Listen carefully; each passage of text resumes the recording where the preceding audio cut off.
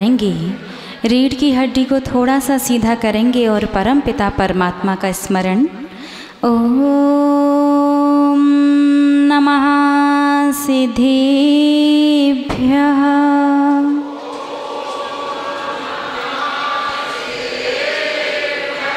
ओम नमः सिद्धेभ्यः।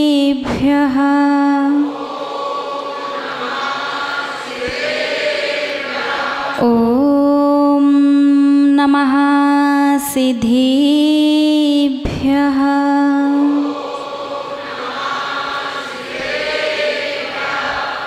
आओ प्रभु महावीर अब मेरे नयनों में और मेरे मार्ग को प्रशस्त कर दीजिए। शिष्या तो हूँ छोटी किंतु भावना नहीं है छोटी, मेरा अज्ञान अंधकार हर लीजिए। मुझे को भी दिखलाओ प्रभु मार्ग मुक्ति का, आपकी ही राह चलूं ऐसा वर दीजिए। और प्रार्थना है मात्र प्रभु आप जैसा बनने की, मेरी प्रार्थना को वीर पूरा कर दीजिए। प्रार्थना है मात्र प्रभु आप जैसा बनने की, मेरी प्रार्थना को वीर पूरा कर दीजिए। जय बोलिए त्रिकालवर्ती त्रैलोक्य पूज्य विश्वाराध्य पंच परमेष्टि भगवान की। आदि ब्रह्मा आदिम तीर्थंकर वृषभदेव श्री आदिनाथ भगवान की। अष्टम तीर्थंकर श्री चंद्रप्रभु भगवान की। श्री अरिष्ट नेमिनाथ भगवान की। विश्ववंदनीय वर्तमान दिन शासन नायक भगवान महावीर स्वामी की। परम गुरु परम पिता परमात्मा 1008 श्री सीमंदर स्वामी भगवान की। 20वीं सदी के प्रथमाचार्य चारित्र चक्रवर्ती आचार्य भगवंत श्री शांति सागर जी मुनि महाराज की। अभीष्ण ज्ञान उपयोगी परम पूज्य आचार्य गुरुदेव श्री वसुनंदी जी मुनि महाराज की।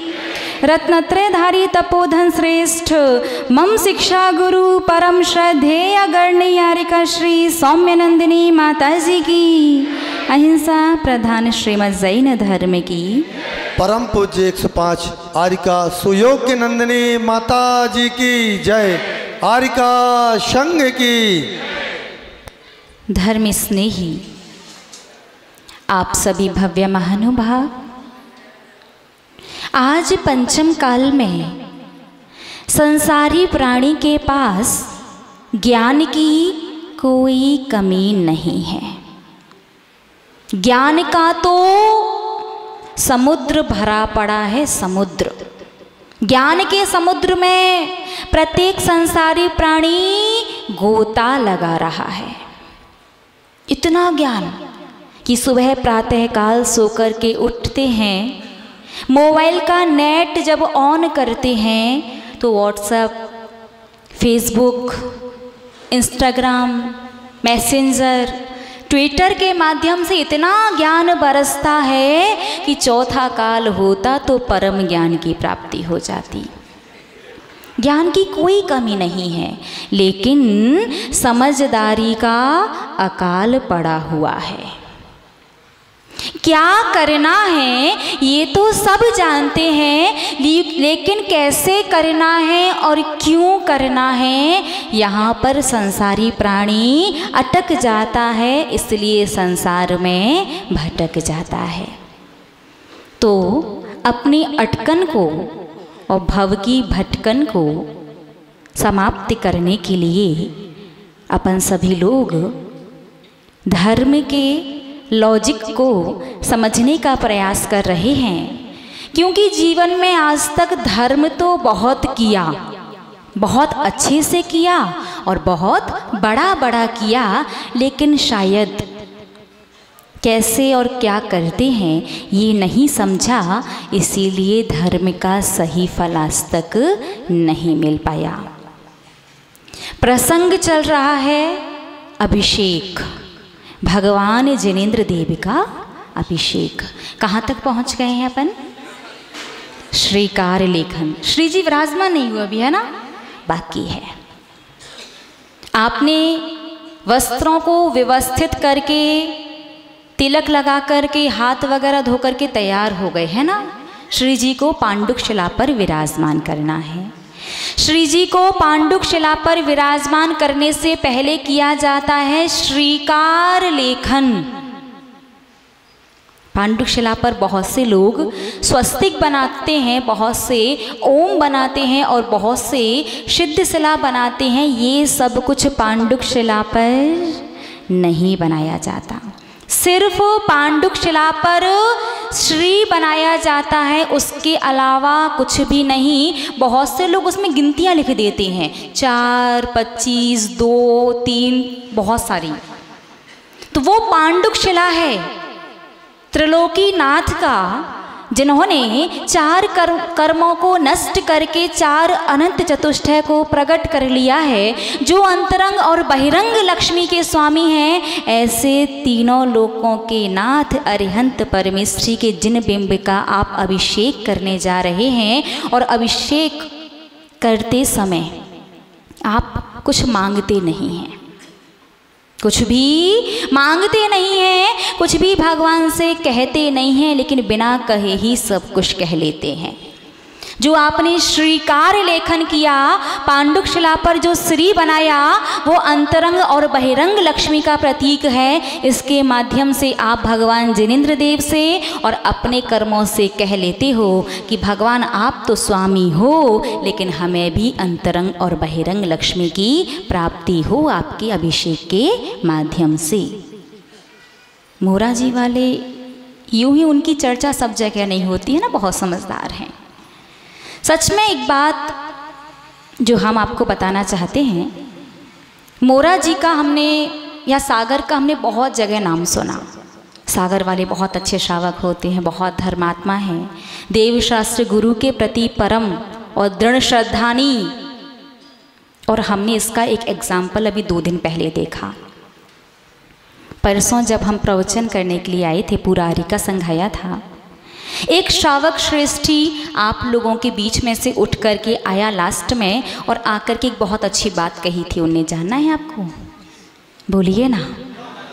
उन श्रावक श्रेष्ठी ने कहा कि माताजी, पिताजी बहुत बीमार हैं, स्वास्थ्य ठीक नहीं है, वो हॉस्पिटल में एडमिट हैं, और डॉक्टर ने कहा कि उन्हें बोतल लगानी पड़ेगी। तो मैंने डॉक्टर कह रहा था बोतल लगाएंगे तो आपको जब तक वो पूरी बोतल चढ़ेगी आपको वहीं बैठना पड़ेगा। तो मैंने डॉक्टर से कहा यदि अभी जस्ट बोतल नहीं लगाएं तो तकलीफ़, कोई दिक्कत? उसने कहा नहीं, थोड़ी बहुत देर चल जाएगा। तो उन श्रावक श्रेष्ठी ने डॉक्टर से कहा आप 20 मिनट वेट करो, पहले मैं प्रवचन सुन करके आता हूँ, उसके बाद बोतल लगाना। ऐसे लोग सागर के ही हो सकते हैं। आपके पास विकल्प है कि आप आराम से बाद में कभी भी रिकॉर्डिंग हो रही इस प्रवचन को आराम से बैठ के घर पे बैठ के सुन सकते हैं, लेकिन उन्होंने कहा नहीं।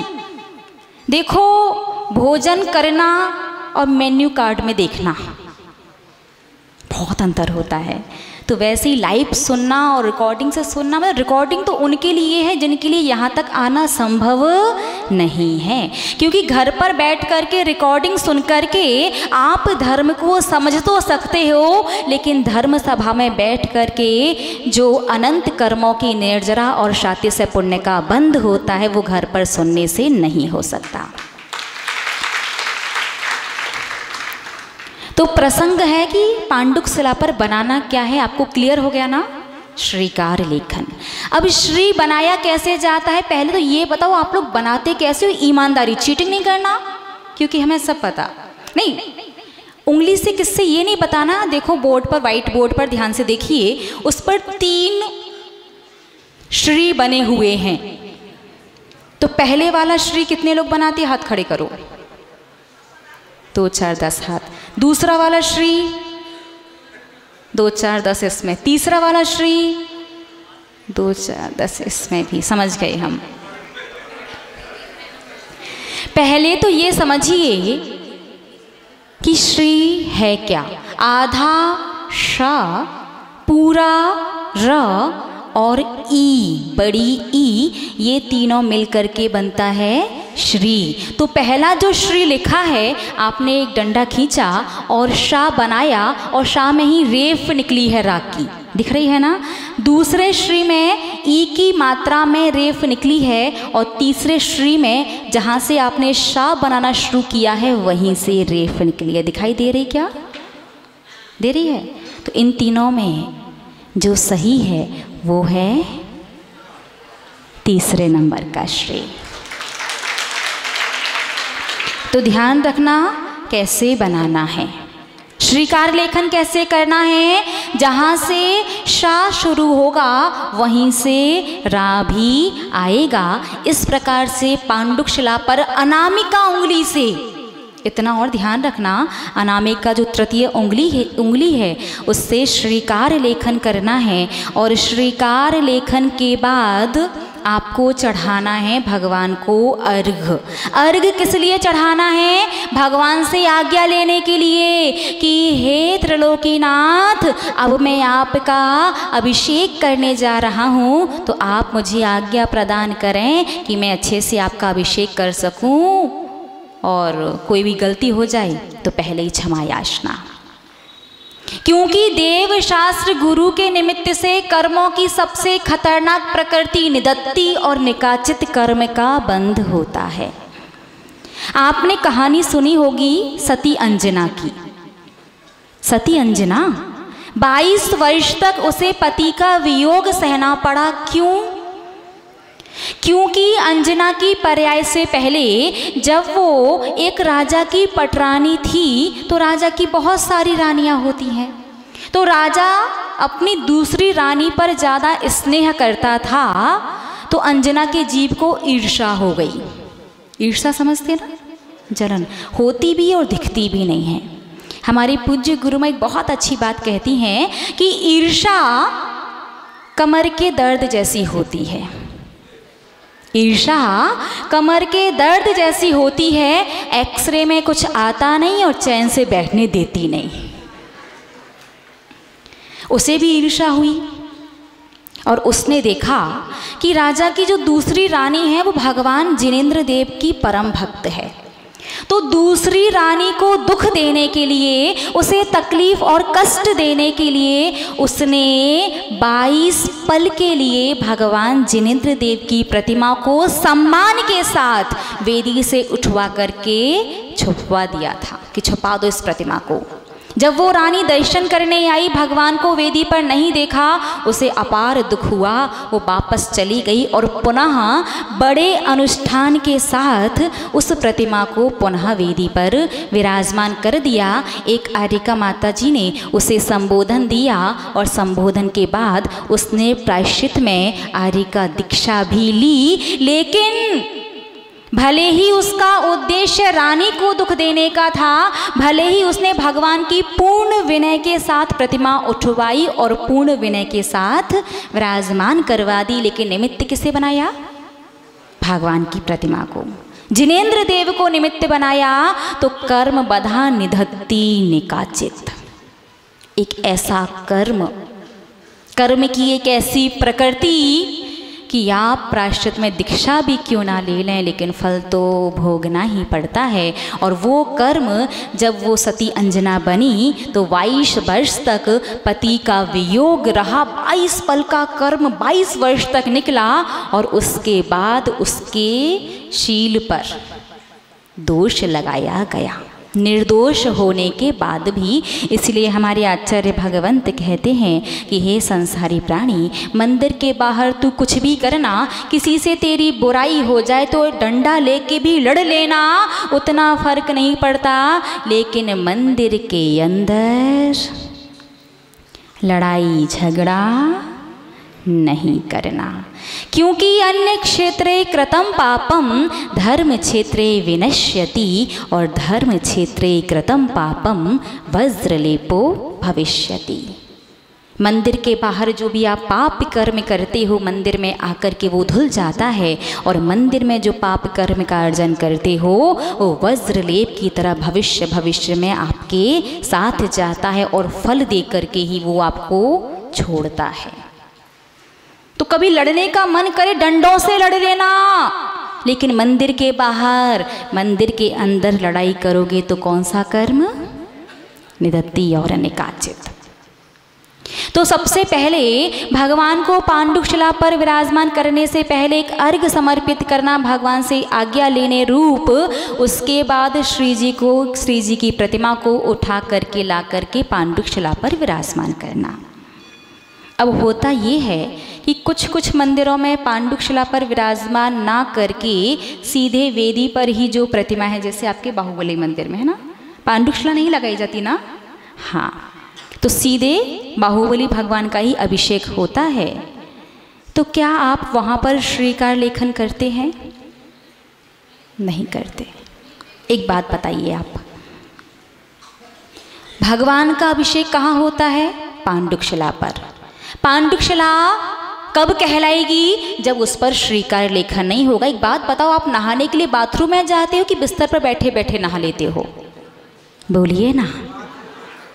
बिस्तर पर बैठे बैठे तो नहीं नहाते ना। तो भगवान के बैठने की वो गद्दी है, वेदी जो है वो भगवान के परमानेंट आपने बैठने का स्थान बना दिया।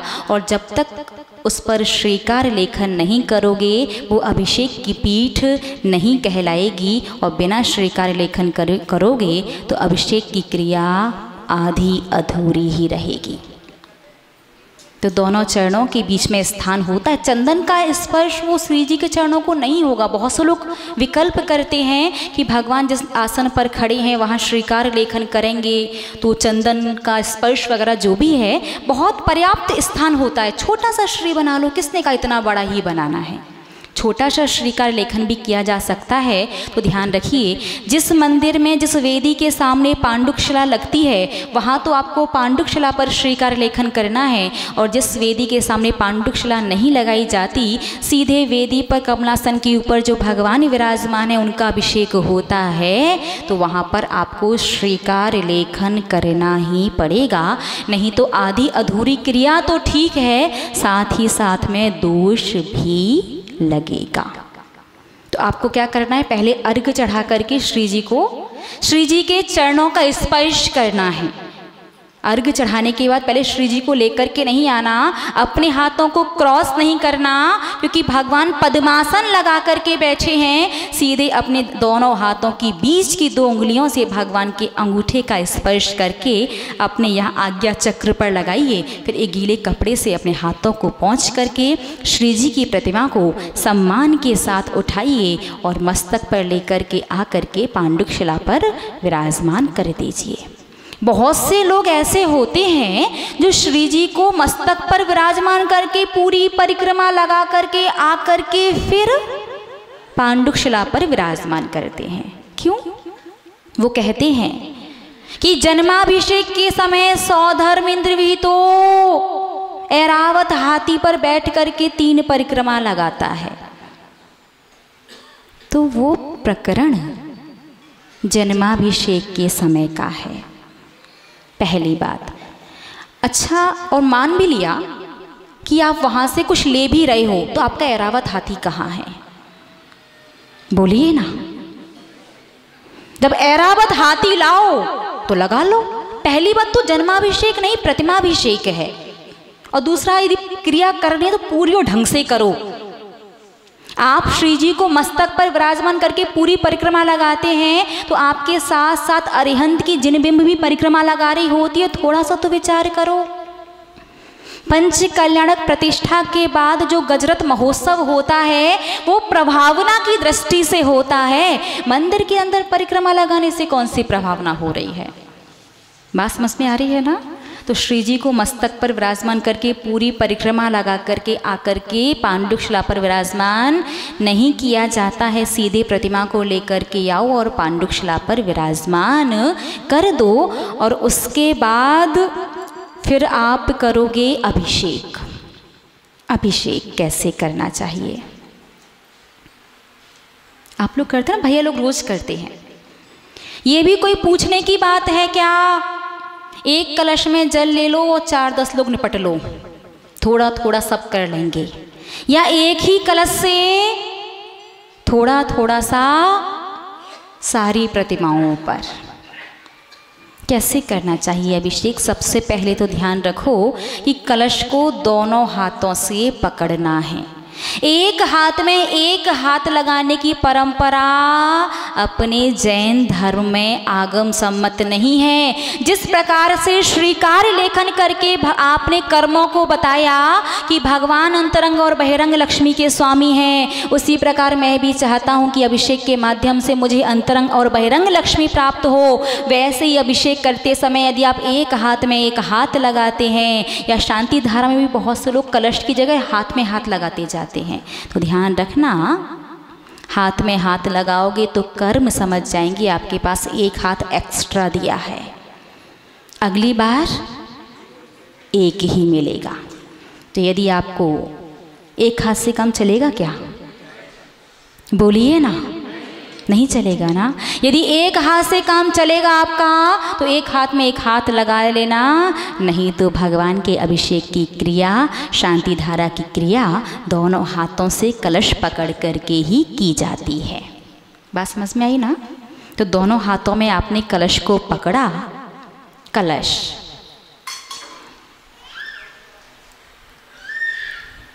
कलश किस चीज का प्रतीक है? मंगल। बोलिए ना, मंगल का। बिल्कुल सही, कलश मंगल का प्रतीक। और मंगल का मतलब तीन चीजें, सुख, शांति और संपत्ति।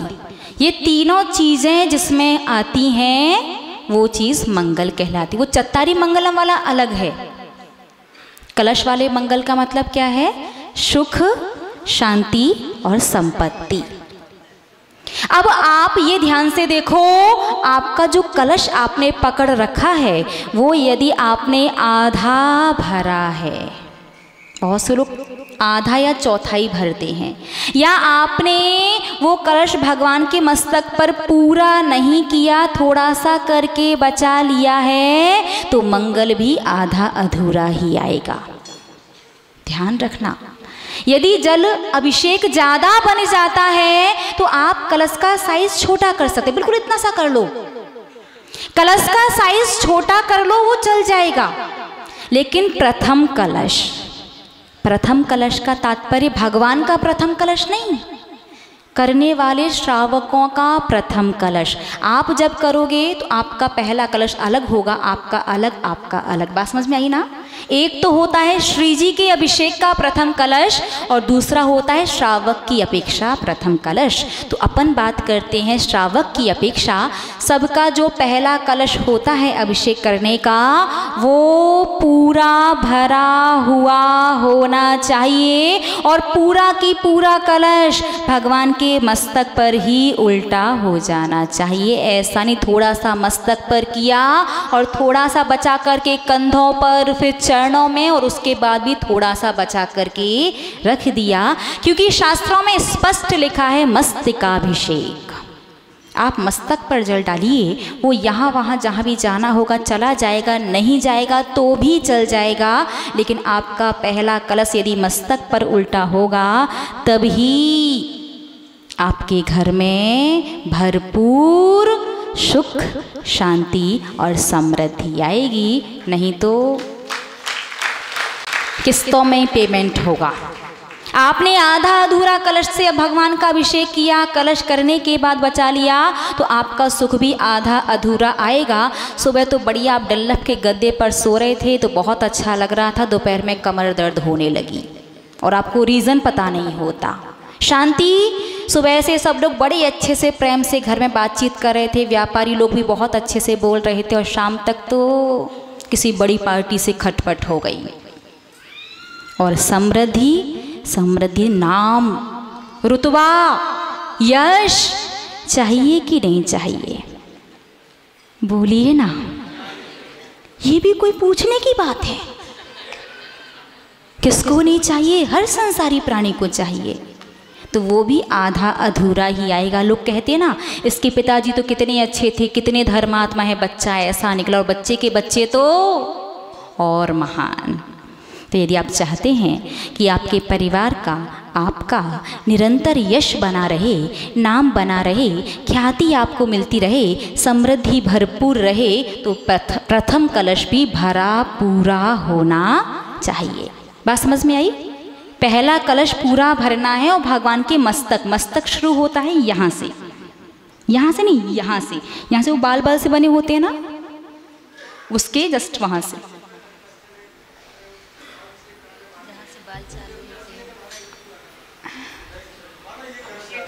हाँ,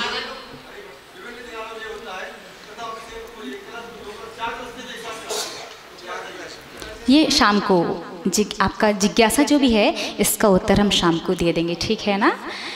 होना क्या चाहिए वो हम बता देते हैं, अब करना क्या है वो आप डिसाइड कर लीजिएगा, ठीक है ना। तो जितना सही और जैसा करोगे वैसा फल मिलेगा, नहीं तो गड़बड़ तो हो ही रही है। आगे थोड़ा बहुत कोई बात नहीं है, 2, 4, 10, 20 बार नरक जाना भी पड़ेगा तो क्या फ़र्क पड़ जाएगा। कम से कम बस 10,000 वर्षों के लिए खाना ही तो नहीं मिलेगा, कम से कम 10,000 वर्षों के लिए सिर्फ पानी ही तो नहीं मिलेगा, कम से कम 10,000 वर्षों के लिए नदी मिलेगी, वैतरणी नदी, जिसका पानी तेजाब से भी ज़्यादा तेज। क्या फ़र्क पड़ेगा, शरीर पर घाव हो जाएंगे तो कोई फ़र्क थोड़ी पड़ता है। क्या फ़र्क पड़ेगा कि तिल तिल के बराबर शरीर के टुकड़े टुकड़े हो जाएंगे, मरेंगे थोड़ी, फिर से जिंदा होकर उस कष्ट को भोगेंगे। अरे फ़र्क पड़ेगा जब वहाँ पहुँचोगे तब पता चलेगा, क्योंकि सुख में बात समझ आती नहीं है। जब हल्का सा कट भी उंगली पर लग जाए और उसमें ऊपर से कोई नमक डाल दे तो क्या होता है, सीधे सभ्यता छोड़ करके अपशब्दों पर पहुंच जाता है व्यक्ति। समझ में नहीं आ रहा तुझे, एक तो कट लगा है ऊपर से नमक डाल दिया। नरकों के दुख का वर्णन करने के लिए तो आचार्य भगवंत कहते हैं कि लेखनी में उतनी शक्ति ही नहीं होती कि इस नरक के दुखों का पूर्ण अक्षरशः सही वर्णन किया जा सके। अपार दुख और कष्ट नरकों में होते हैं। धर्मी स्नेह महानुभाव, बहुत फर्क पड़ता है। यदि नरक जाएंगे तो ना तो वहाँ के दुखों को कष्टों को सहन कर पाएंगे और ना ही वहाँ से निकल पाएंगे, तो वहाँ जाना ही ना पड़े ऐसा कुछ उपाय करके चलते हैं। तो ध्यान रखिएगा, आप दोनों हाथों में एक कलश लीजिएगा और श्री जी के मस्तक पर कर दीजिएगा। बस आपका अभिषेक हो गया। उसके बाद जो भी जैसा भी आता है, क्या वो करना अनिवार्य है, सबको करना चाहिए, और उसका फल क्या होता है, शेष चर्चा पुनः करेंगे। तब तक के लिए जय बोलिए परम श्रद्धेय गणनीयारिका श्री सौम्य नंदिनी माता जी की। आपके लिए 2 प्रश्न। पहला प्रश्न, बहुत से लोग अभिषेक शांति धारा की क्रिया पूरी होने के पहले ही गंधोदक ले लेते हैं। जल्दी है भैया, जाना है, दे दो फटाफट से। और बहुत से लोग तो इतने होशियार, भगवान के चरण स्पर्श करने के बहाने ही लेके निकल लेते हैं।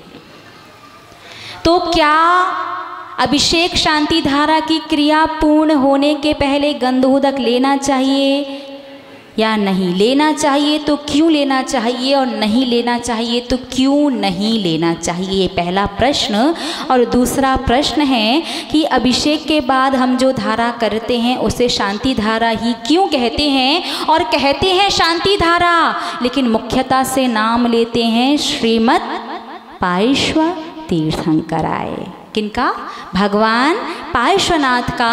तो मुख्यता से उन्हीं का नाम क्यों लिया जाता है, इन प्रश्नों के आंसर आपको लेकर के आने हैं। कल अपन चर्चा इन्हीं प्रश्नों पर करेंगे। जय बोलिए द्वादशांग जिनवाणी माता की। परम पूज्य 105 सुयोग नंदिनी माता जी की जय। मैरहम ऐरहम मैरहम ऐरहम मैरहम ऐरहम मैरहम ऐरहम मैरहम मैरहम ऐरहम मैरहम मैरहम मैरहम ऐरहम मैरहम मैरहम मैरहम ऐरहम मैरहम मैरहम मैरहम ऐरहम मैरहम मैरहम मैरहम ऐरहम मैरहम मैरहम मैरहम ऐरहम मैरहम मैरहम मैरहम ऐरहम।